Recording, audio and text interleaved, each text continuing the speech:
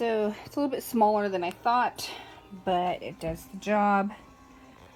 Let's see here. People were complaining about it like blowing out cold air, but if you turn the dial to the second one, then both sides will heat up and blow out hot air.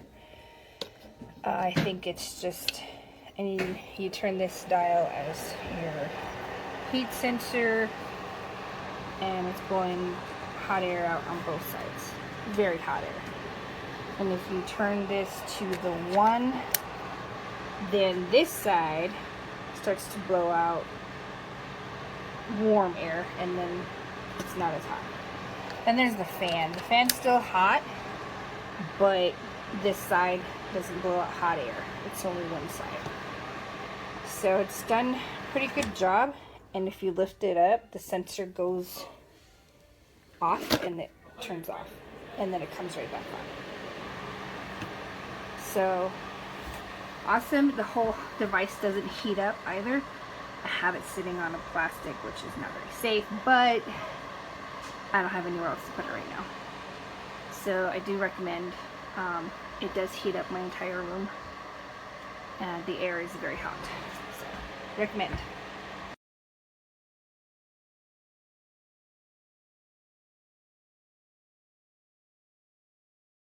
Heater. It works really good, but the problem is that it didn't come with all the parts. And when I say all the parts, like on this heater, which is my old heater, has this thing right here. It goes down so that when the heater is upright, the heat will come on. Well, this one, that part was missing off my new one. So my husband put some tape over it, a really strong tape over it, so that that could stay constantly down, that button that wasn't there.